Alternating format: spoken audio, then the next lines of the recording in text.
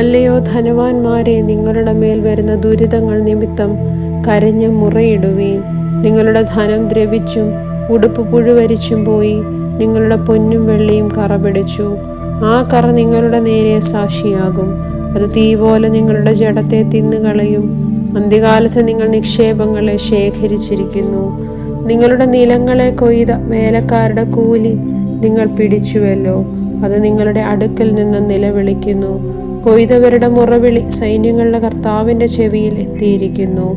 നിങ്ങൾ ഭൂമിയിൽ ആഡംബരത്തോടെ സുഖിച്ച് പുളച്ച് കൊല ദിവസത്തിലെന്ന പോലെ നിങ്ങളുടെ ഹൃദയത്തെ പോഷിപ്പിച്ചിരിക്കുന്നു. നിങ്ങൾ നീതിമാനെ കുറ്റം വിധിച്ചു കൊന്നു. അവൻ നിങ്ങളോട് മറുത്തു നിൽക്കുന്നതുമില്ല. എന്നാൽ സഹോദരന്മാരെ, കർത്താവിൻ്റെ പ്രത്യക്ഷത വരെ ദീർഘക്ഷമയോടെ ഇരിപ്പീൻ. കൃഷിക്കാരൻ ഭൂമിയുടെ വിലയേറിയ ഫലത്തിന് കാത്തുകൊണ്ട് മുൻമഴയും പിന്മഴയും അതിന് കിട്ടുവോളം ദീർഘക്ഷമയോടെ ഇരിക്കുന്നുവല്ലോ. നിങ്ങളും ദീർഘക്ഷമയോടെ ഇരിപ്പീൻ. നിങ്ങളുടെ ഹൃദയം സ്ഥിരമാക്കുവീൻ. കർത്താവിൻ്റെ പ്രത്യക്ഷത സമീപിച്ചിരിക്കുന്നു. സഹോദരന്മാരെ, വിധിക്കപ്പെടാതിരിപ്പാൻ ഒരുവന്റെ നേരെ ഒരുവൻ ഞരങ്ങിപ്പോകരുത്. ഇതാ ന്യായാധിപതി വാതിൽക്കൽ നിൽക്കുന്നു. സഹോദരന്മാരെ, കർത്താവിൻ്റെ നാമത്തിൽ സംസാരിച്ച പ്രവാചകന്മാരെ, കഷ്ടാനുഭവത്തിനും ദീർഘക്ഷമയ്ക്കും ദൃഷ്ടാന്തമായി വിചാരിച്ചു കൊള്ളുവീൻ. സഹിഷ്ണുത കാണിച്ചവരെ നാം ഭാഗ്യവാന്മാർ എന്ന് പുകഴ്ത്തുന്നു.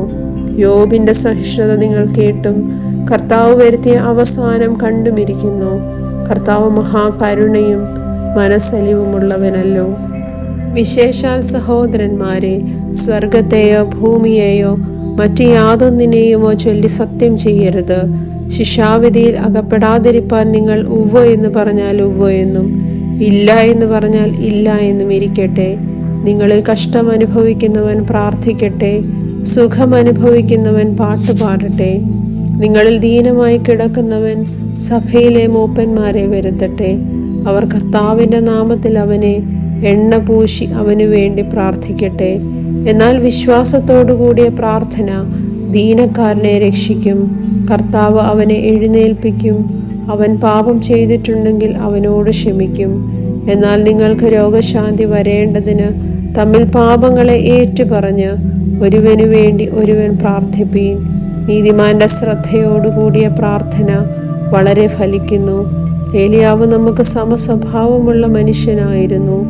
മഴ പെയ്യാതിരിക്കേണ്ടതിന് അവൻ പ്രാർത്ഥനയിൽ അപേക്ഷിച്ചു. 3 സംവത്സരവും 6 മാസവും ദേശത്ത് മഴ പെയ്തില്ല. അവൻ വീണ്ടും പ്രാർത്ഥിച്ചപ്പോൾ ആകാശത്തു നിന്ന് മഴ പെയ്തു, ഭൂമിയിൽ ധാന്യം വിളഞ്ഞു.